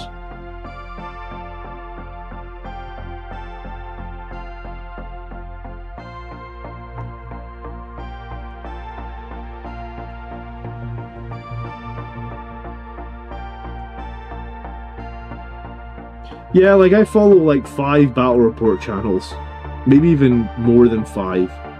Like, Tabletop Titans, Tabletop Tactics, Play on Tabletop, Liam Dempsey, Winters.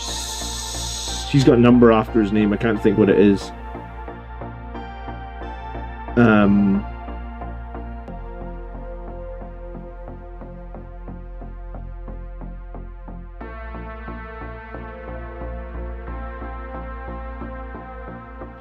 But yeah, I follow, let's say, 6+ battle report channels.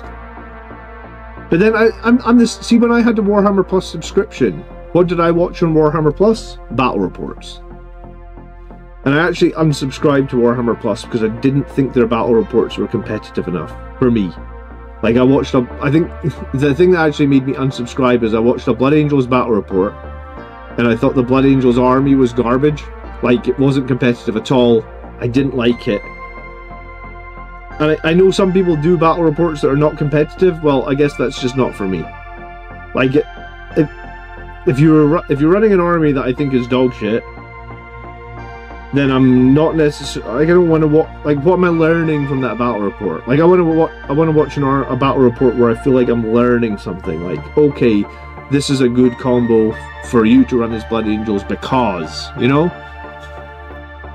So yeah, the thing that made me unsubscribe to Warhammer Plus was, like, it was the first year. I paid for a year.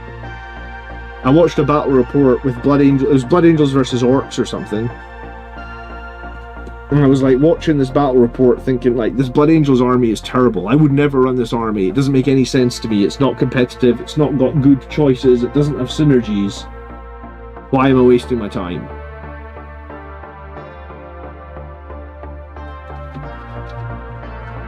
So yeah, I guess that's me in a nutshell. Like, I want to win games of Warhammer. I mean, it was the same when I played Kill Team. Like, I've maybe evolved a little bit in that, like, I went to a tournament recently with a fun army, which is probably one. Occasionally I go with fun armies. I guess I'm more likely to go with a fun army if, like, it's just a bad time in the meta and my army isn't very strong. Because that happens, right? There's definitely times when you're playing and you're like, oh, my army's not very good in the meta right now. Let me just take something fun to this tournament that's not necessarily competitive. And I think you can still do that, and I can still enjoy that, and I can make new friends at the tournament, and I've done that.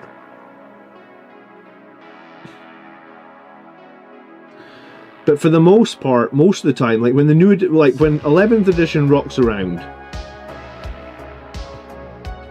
like, my first goal in 11th edition is, like, going to be, I want to win a GT in 11th edition. So I won a GT in 10th edition, and I feel like that was really good.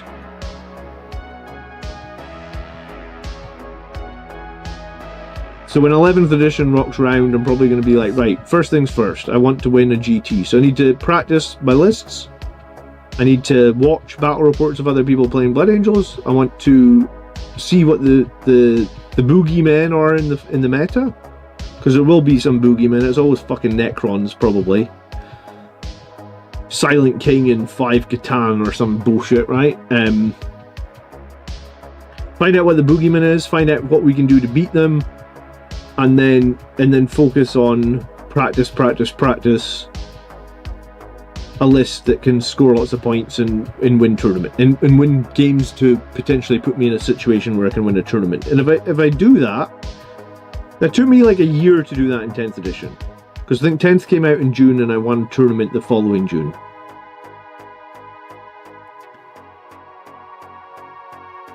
But once I've done that, then I can chill a little bit, do some other stuff, try some other armies. Be a little, yeah.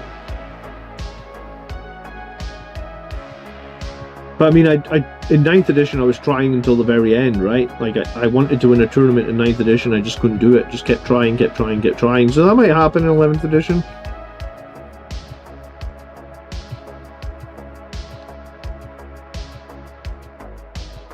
But I mean, I guess that is my priority for 40k as opposed to, like, maybe getting clued up on all the lore for different things, right? I hope we get more customization with list building next edition, because I felt like this edition, that's something that the game really lacked. You know, no enhancements, or like, you know, last edition used to be able to do warlord traits and enhancements and then psychic powers and different weapon options. So we lost a lot of the customization around list building this edition. I'm kind of hoping we get some of it back. I haven't played an edition transition before. Do you just use your old codex, or the release based on faction rules? Sometimes they do both. Sometimes you'll get to use your old codex for a while. Sometimes you have to use, like, what they call as indexes, which are like basically free data sheets they'll give away at the start of the edition until your codex comes out. I mean, that's what happened in 10th edition. I suppose it's probably impossible to say what they'll do. There might be some index sheets, there might be some new codexes. Well, I mean, there will be new codexes at some point, but you might have to use index sheets for a little while. There's no, you know, it just depends on how much of a reset or how much they're going to change with the new edition, right? Like, if they want to change a lot of stuff, then it'll probably be indexes for a little while. Indexes are cool, though. The one thing that's really nice about indexes is when indexes are out, like before the codexes releases, you can see everybody's rules, because the indexes are typically free. So the indexes let you see rules for every faction, not just the factions you bought the codex for, which is actually really nice.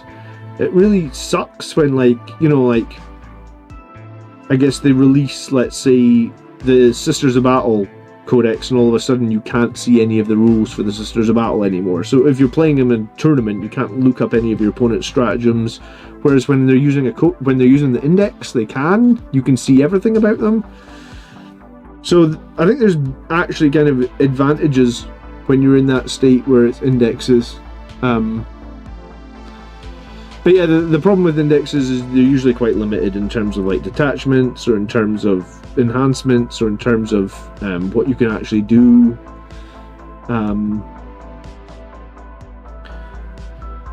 But yeah, it's it could go either way. Some people have said that they think 11th edition will be like 10.5 and you'll get to keep your codex for a certain amount of time, but I mean, you know, it's all rumors.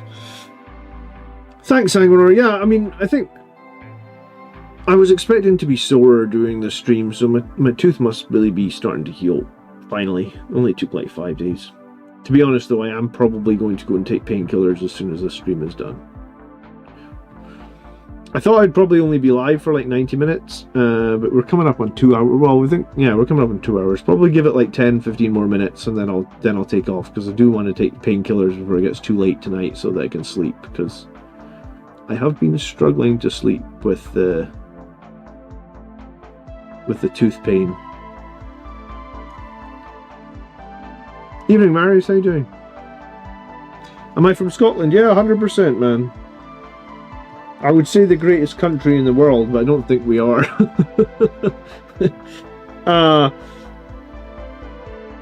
Yeah. Where you from, half daft dog? My group is convinced that 11th edition will be a soft reset with the codex carryover. Yeah, I think that's a rumour we've heard, where it'll be like, you'll use your old codexes for a little while in 11th edition. Like I said, I can go either way on it. I've played 2 editions now where they reset and went with indexes for a while, and I don't mind it. The thing I mind the most, probably, about new editions is, like, the general codex schedule. In that, like, if you're one of the first codexes, you're thinking to yourself, oh, cool, we get our codexes early. If you're one of those first codexes, what will actually happen is you'll get a codex that's kind of underpowered, because every new codex gets more powerful, it feels like. It's known as codex creep. It happens like literally every edition. So if you're one of like the first 5 codexes in a new edition, it's actually a bad place to be, because you'll get like a pretty weak codex comparatively to the codexes that are releasing like 12 to 18 months later.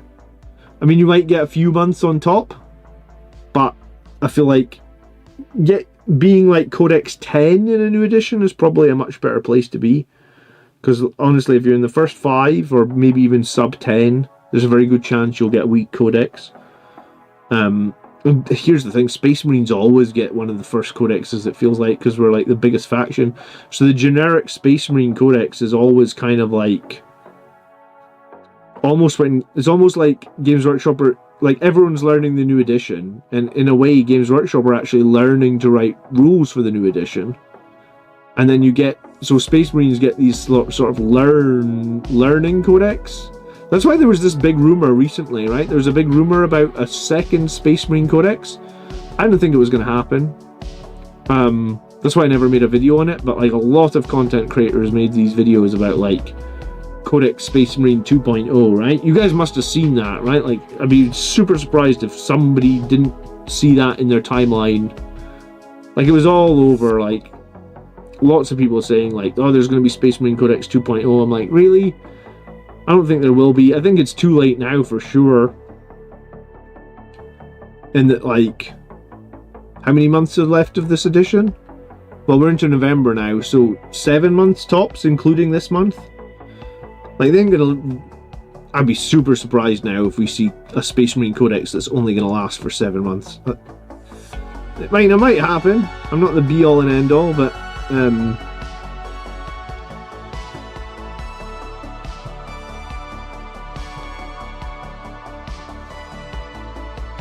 Oh, you're from near Stirling. Nice. I'm actually in Edinburgh in a couple of weeks' time to see the Scottish rugby. I think we're playing Argentina Sunday, 2 weeks tomorrow. So I'll pretty much be driving through Stirling is what I'm saying, because I live up north.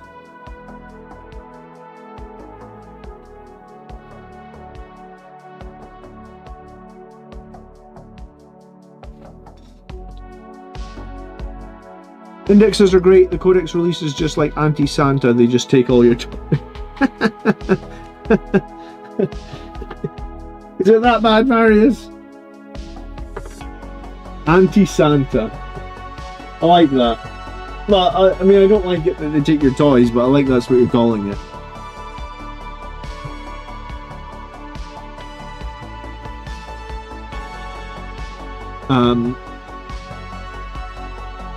Oh, you're sick as a dog. I'm sorry to hear that.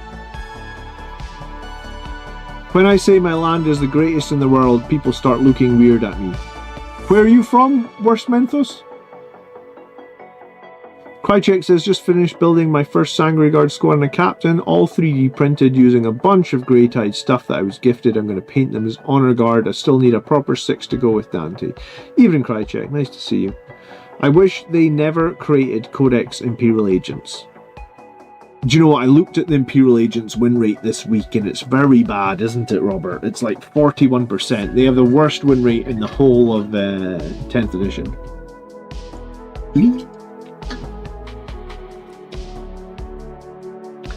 We always say the nicer you go...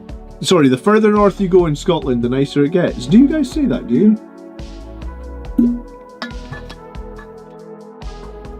I mean, the further north you go, the more countryside you get, but you also have the bad part of it, half dog, which is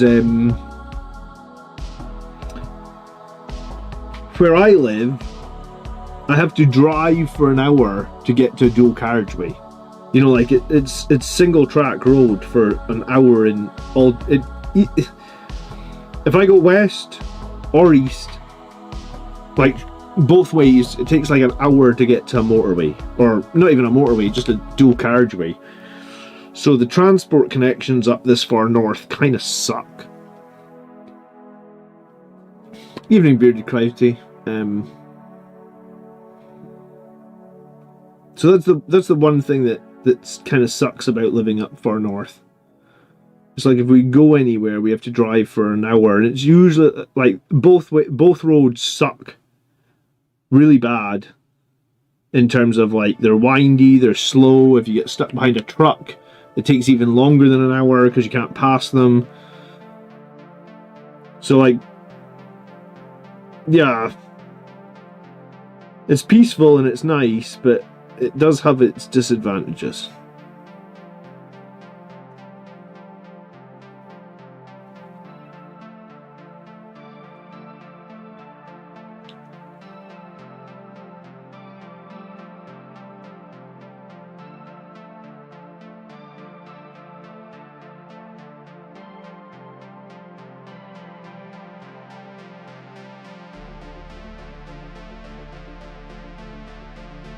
Is anyone in the chat a football fan? Does anyone know what the Liverpool score was? Last week we had someone in that was watching Liverpool, keeping us updated. Please tell me the loss. Please tell me that... Well, even a draw would be okay.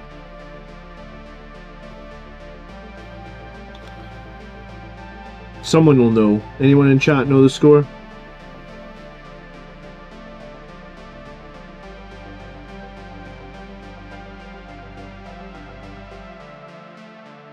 Oh, they beat Villa.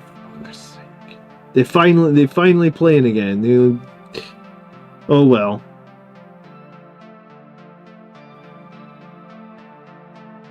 Villa are so weird, man. Like sometimes they're amazing and sometimes they're just crap. Were Liverpool actually good? Or were Villa just bad? I really thought Villa could have done them.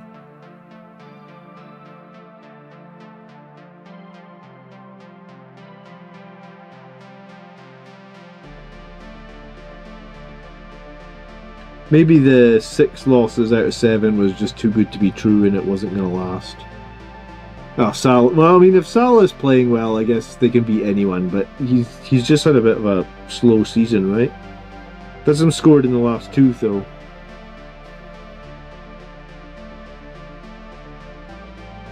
As an American, Scotland seems crazy with roads going just one direction. It is a bit crazy, man, and it actually leads to a lot of accidents because people here in Scotland have no patience. So people will try and overtake on the wrong side of the road to get where they're going, like literally 5 minutes earlier. Like, so people drive like fucking lunatics, and it's pretty dangerous on, like, if there's some roads where it's like that for like 50 miles. So people get stuck behind a van and then road rage kicks in. And then eventually they try and overtake the van and it's dangerous and it's not the greatest. They were trying to get a bunch of the roads made, like, you know, trying to get a bunch of extra lanes onto the roads to make it safer.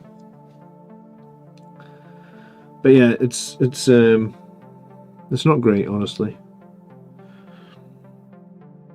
I pretty much, over the last sort of like 10 years, personally have just decided that, like, if it's one lane one way and one lane the other way, I just don't try and pass anyone. Sometimes there's opportunities where I could pass, and if it's like 100% safe, I might pass. But like, I'm not a driver that will like sit on someone else. Like, some drivers will literally sit 1 meter behind you, you know, waiting for an opportunity to get past. It's just so dangerous. And it's so stupid to try and save like 2 minutes off your journey. Like, you're risking your life for like 2 minutes. And I'm just like, yeah, I just don't, ever since I've had kids, I just don't drive like that anymore. It's just like, if I needed to be somewhere 2 minutes earlier, I should have set off 2 minutes earlier, you know?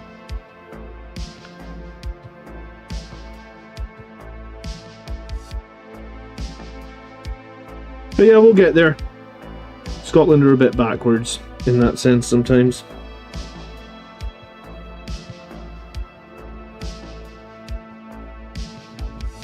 Better late in this life than early in the next. There you go. That's a good saying, Marius. I haven't heard that, actually.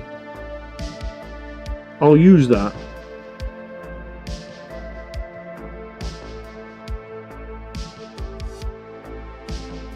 Alright, I am getting sore. It's probably because I've been speaking for the best part of 2 hours. Guys, it's been great fun hanging out with you. It always is. I'm usually always here on a Saturday night to hang out. If you didn't watch the battle report from Wednesday night, we played boarding actions on the channel. I really like boarding actions, but not many people watch the battle report, so I assume it's just because not many people care about boarding actions. I don't know if you did watch the boarding actions battle report this week. If you could leave a comment if you liked it or disliked it, or if there's anything we could change. I would love to know why, because I would love to play a little bit more boarding actions, but honestly, it got like a third of the views of a normal battle report. I mean, I don't know why. Did it suck? Is there someone who could have done better? So if you've got 2 seconds to watch that battle, well, it's more than 2 seconds. If you've got 10 minutes to watch the battle report, or and there's something you don't like about it, I'd love to know what it was. Because I know my streams aren't perfect, and I can improve things if people tell me what needs to be improved. So but yeah, I'm gonna go take some painkillers so I can sleep later, and that'll be it. I'll be back tomorrow night. What time is it? We'll be back tomorrow night, back of 8, to look at some army list shows. If you didn't subscribe, please do consider subscribing. Thanks. I'm sure I will feel better. I'm feeling a lot better anyway, but 2 hours of talking is probably about my limit. So, have a nice evening, guys. Thanks so much for watching. I'll see you tomorrow evening. Like I said, there'll be battle report. Army lists, 8 PM UK time tomorrow. So that's like 1 PM Pacific. So, good night. I'll see you guys then. Thanks for watching. Peace.